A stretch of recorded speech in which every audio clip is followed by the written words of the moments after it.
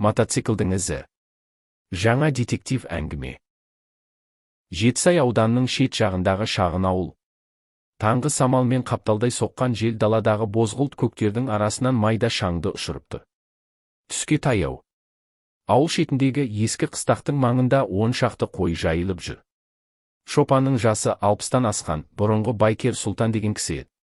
Бұрын мотоциклге құмар болып, елдің алдында аты шыққан, кейін совхоздар тарағанда шопан болып қалған. Қазірде қолынан темір тастамаған. Сол күні түс ауа ауылға келген жас фотоәуесқой жігіт Ермек ауыл табиғатын түсіріп жүрген. Дрон көтеріп, әр жерден суретке тартып алған. Кейін кешке таман ауыл клубының алдында жүргендерге жаңа фотоаппараттан түсірген суреттерін көрсетіп отырған. Сол сәтте бір суреттен көз алмай қалған бір ақсақал: «Пой шырағым, мына суреттегі анау не?» деді таңырқап. Фотоға қапталдан тартып алған бейнеде алыстан шаңдатып келе жатқан ескі Ява мотоциклі анық көрініп тұрған. Ермек те аң-таң. Бұл ауылда мотоцикл мінетін кісі қалмаған. Тіпті ол Ява маркалы көне мотоцикл осы ауылда баяғыда жоғалып кеткен еді. Сол кезде көп ішінен Сұлтан ақсақал үнсіз ғана орнынан қозғалды. «Әй, сендер анау мотоциклдің иесін білесіңдер ме?» деді қасында тұрған бірер шалға. «Қайдам? Ондай темірді осы жақта көрген адам жоқ қой», деді бірі. «Осыдан 30 жылдың алдында», деді Сұлтан сәл дауыстап, «менің бір танысымның Явасы жоғалған еді. Содан бері із-түссіз кеткен». Бұл әңгімені естіген Ермек фотоны аудандық топтарға жіберді. Сол-ақ екен, 1-2 күннің ішінде әлгі сурет тарап кетті. Ауылдың үлкендері ұшуға басты. Сұлтанның есіне өткен күндер орала берді. Ол кезде 90-шы жылдардың басы еді. Елде қиын кезең. Ауыл жігіттері кімнің немен айналысып кеткені белгісіз. Сол жылдары ауылға бір келімсек адам келген. Жаңа Ява мінетін, көп сөйлемейтін, бөтен мінезді. Бір күні сол адамда мотоциклде жоқ болып кеткен. Сол жоғалған күннің ертеңінде ауыл сыртындағы тоғайдан қан іздері табылған. Бірақ ешқандай іс қозғалып, іс кесілмеген. Сол кезден бері бұл іс жабулы күйінде қалған. Енді міне 30 жылдан соң әлгі мотоцикл ел көзіне қайта түсіп отыр. Бірақ кімдікі? Қайда жүр? Сұлтан сол түні ұйықтай алмады. Таң сібірлеп атқанда ерте тұрып, баяғыдан қалған ескі жазбаларын ақтарды. Сол кездегі аудан милициясындағы таныстары берген ескі хаттамаларды қайта парақтады. Көз алдына баяғы жылдар оралды. Осылайша Сұлтан ақсақал бір шешімге келді. Бұл істің соңына тағы бір мәрте түспесем болмайды. Сұлтан ақсақал таңмен тұрып қойларын кіші баласына тапсырып, өзі ауыл ортасына беттеді. Клубтың алдында кешегі Ермек жігітті тауып: «Шырағым, ана суретті маған жіберіп берші», деді. Ермек фотоны жіберді. Сұлтан телефонындағы суретке ұзақ қарап тұрды. Бір түрлі таныс бейне. Мотоциклдің шассиі, артқы қанаты, баяғы досы Бекеннің Явасының айнытпайтын бөлігі. Ол мотоциклдің сол жақ айнасында шағын сызат болатын, мына фото сол сызатты анық көрсетіп тұр. Бекен Сұлтанның бұрынғы досы еді. 90-шы жылдың жазында ауылға қала жақтан бір жігіт Серік келді. Ауылды сырттай білетін, бірақ шын мәнінде оның кім екенін ешкім анықтап үлгермеген. Екеуі дос болып кетті. Бірақ бірер аптадан соң Серік пен Бекеннің арасында бір мәселе туындады. Қандай екенін ешкім ашып айтпады. Сол бір түні Серік пен Бекен бірге ауыл сыртындағы тоғайға кеткен. Сол кеткеннен Бекен де, оның Явасы да жоғалды. Жұрт айтып жүрді: бәлкім қалаға кетіп қалған шығар, бәлкім әлдекімдер шабуыл жасаған. Бірақ нақты ешкім білмеді. Сұлтан өзі де талай іздеген, бірақ іс таба алмаған. Кешке қарай ауыл дүкеніне келген Сұлтан қарттардың бір тобын кездестірді. Әңгіме сол мотоцикл туралы. Бірі айтты: «Бүгін ертемен ауыл шетіндегі жолмен әлгі Ява тағы бір жүріп өткенін көріпті. Бірақ мініп жүрген адам бейтаныс көрінген». Сұлтан дереу ауылдың ескі шеберіне Сағидоллаға барды. Ол да бұрын Ява жөндейтін шебер еді. «Сағи еке, сенің шеберханаңға соңғы күндері біреу ескі мотоцикл алып келген жоқ па?» деді. Сағидолла ойланып тұрды да: «Бір жас жігіт келген. Бір апта бұрын. Бір темір терсекті жөндетті. Бірақ өзі бөтен адам. Кім екенін сұрамадым. Сұлтанның күдігі үдей түсті. Ол жігіт ауылда ма екен қазір? Білмеймін. Түнделетіп келген. Қазір қайда жүргенін көргенім жоқ. Осылайша Сұлтан ақсақал іштей бір шешімге келді. Бұл іс кездейсоқ емес. Бұл баяғы жоғалған Ява. Ал мінген адам кім? Түні бойы көз ілмеді. Ертеңінде аудан орталығына бармақ болып дайындалды. Ескі танысы зейнетке шыққан милиция капитаны Ерлан бар еді. Соған барып кеңес сұрайтын болды. Келесі күні таңертең ауданға жүріп кетті. Аудан орталығына жеткен соң, Сұлтан ақсақал бірден ескі әріптесі Ерланның үйіне тартты.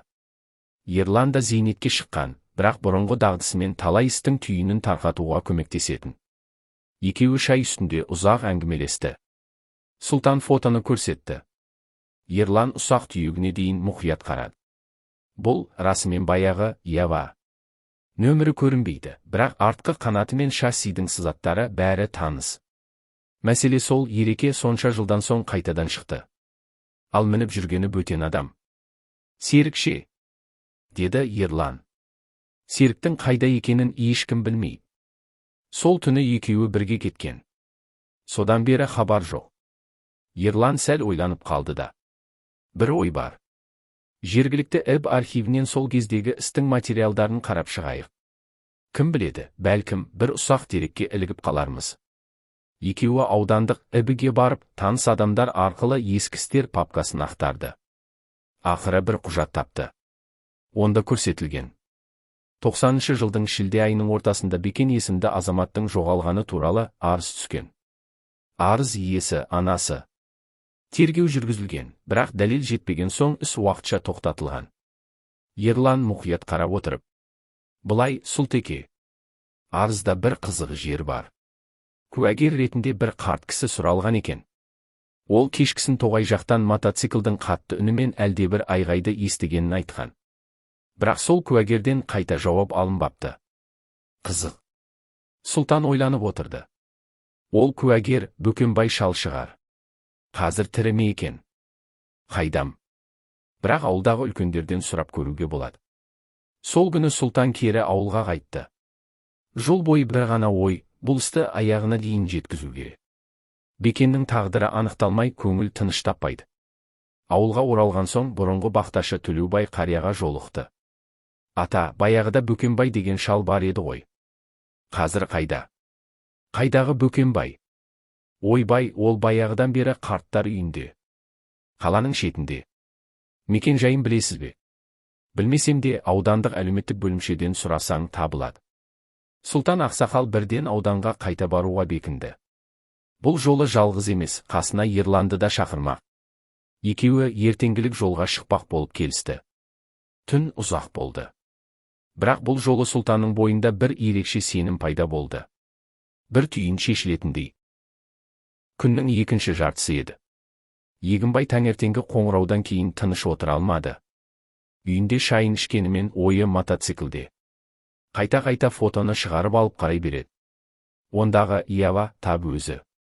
Ал ер тоқымы мен рульдің орамына дейін айнаға тесіз. Бір кезде шешім қабылдады. Орындықтың арқасына ілулі тұрған ескі былғары күртешесін киіп, шолақ етігін байлап, тақиясын баса киді. Сөмкесіне фотоны салып, ауыл шетіндегі полиция бөліміне бет алды. Мұнда бұрыннан таныс, талай жыл бірге істеген тергеушілердің орны. Ауысқанда зейнетке кеткендер де бар, бірақ Егінбайды танымайтындар кемде кем. Бөлімнің есігін ашқанда жас полицейлердің бірі орнынан ұшып тұрды. Ассалаумағалейкум, аға. Уағалейкум ассалам, бауырым. Капитан Арман бар ма? Бар, кабинетте. Шақырайын ба? Жоқ, өзім кірейін. Кабинеттің есігін қағып кіріп келді. Жас капитан Арман бұрынғы серіктерінің баласы. Әкесіне талай серік болған. Арман да құрметпен қарсы алды. Ой, Егінбай көке. Қалайсыз? Шүкір, шырағым. Саған бір әңгімемен келіп тұрмын. Айтыңыз, тыңдап отырмын. Егінбай сөмкесінен фотосуретті шығарып, үстелге қойды. Қараша, мына суретке. Арман суретке үңілді. Ява мотоциклі. Ауыл сыртында түсірілген екен. Кеше түсірілді дейсіз бе? солай әнеугүнгі баланың камерасына кездейсоқ түсіпті. Ал менің күдігім, мына мотоцикл 90-шы жылдары жоғалған, яға. Есі Төлеген деген жігіт еді. Есіңде ме, сол бір кезде үлкен іс болған. Іс түссіз кеткен. Арман ойланып қалды. Әкем айтып отыратын. Жоғалған адам мен мотоцикл екеуі де табылмаған. Қылмыс дәлелденбеген. Іс ашылмай қалған. Дәл сол. Міне сол Ява қайтадан пайда болды. Кім мінгенін көрдіңіз бе? Жоқ, тек мына сурет. Баланың айтуынша мотоцикл шеттегі орман арасынан шыққан. Арман сәл ойланып телефонын алды. Бірден қарап көремін. Бүгінгі кезекші топты жіберемін сол маңайға. Өзім де барып көремін. Егінбай басын изеді. Мен де бірге барайын, балам. Әрине, сізбен бірге бару пайдалы. Ескісті сізден артық ешкім білмейді. Көп ұзамай полиция бөлімі УАЗ көлігіне отырып, ауыл шетіне бет алды. Жол бойы Арман мен Егінбай жоғалған Төлеген туралы бұрынғы тергеу ісі жайлы әңгімелесті.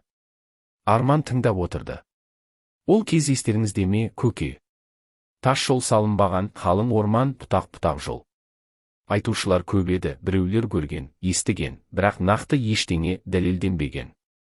Иә, шырағым. Сол жолы істің ұшы шығып кеткен. Қылмыскер табылмады.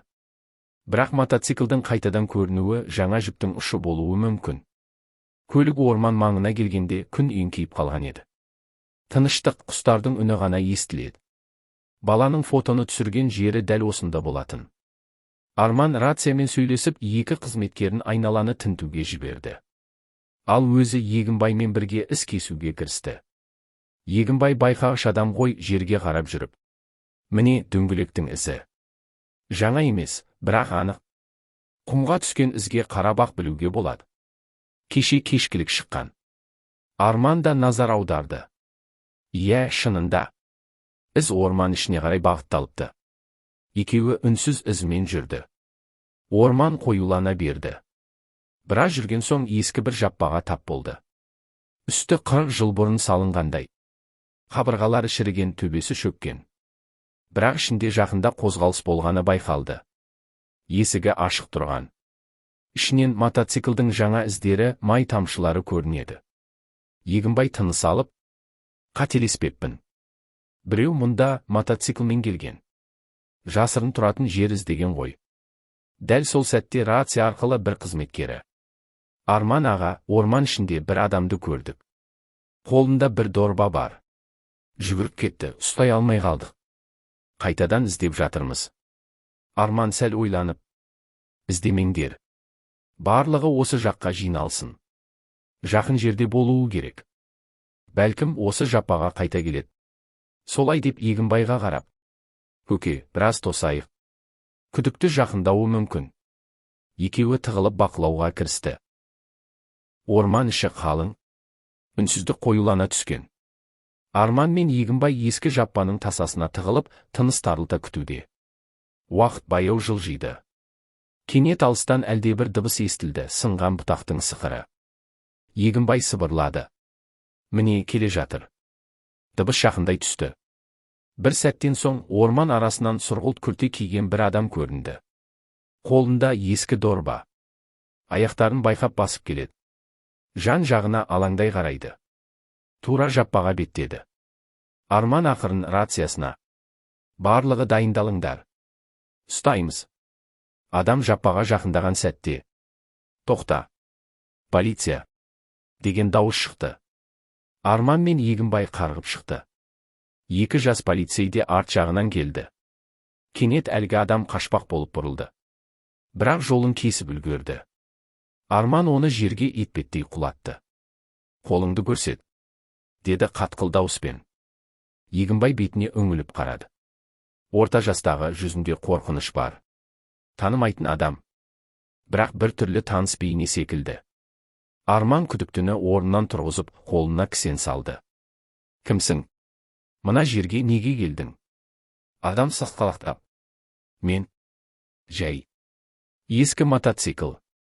Қалдырғанмын. Қандай мотоцикл? Егінбай бірден сұрады.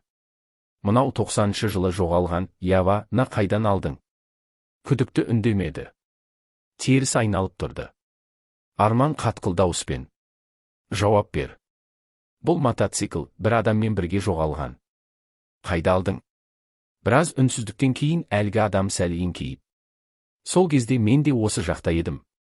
Төлегенмен». «Төлегенді қайдан білесің?» «Біз бірге жүргенбіз. Сол бір күні жанжал шыққан. Ақшадан ол мені қорқытып еді.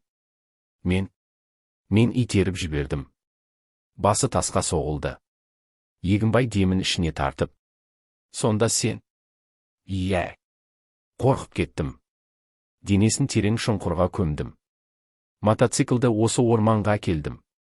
Содан бері түнде ғана келіп, мініп кететін едім». Арман таң қалды. «Сонда сен бәрін біле тұра 10 жылдан астам уақыт бойы осылай тығылып жүрдің бе?» «Қорықтым. Жазадан». Егінбай басын шайқап: «Шындық түбінде ашылады, шырағым. Міне, мотоцикл сені ақыры ұстатты». Күдіктіні бөлімге алып кетті. Кейін тергеу барысында оның айтқандары түгел дәлелденді. Сол ескі Ява расымен де Төлегендікі болып шықты. Жаппаның арт жағындағы жерді қазғанда Төлегеннің сүйектері де табылды. Арман таң қалған еді. «Көке, сіз болмасаңыз, бұл іс әлі де жабық күйінде қалар ма еді?» Егінбай күлімсіреп: «Оны бір Алла біледі. Бірақ мына темір тұлпардың ізі бізді ақыры шындыққа алып келді ғой.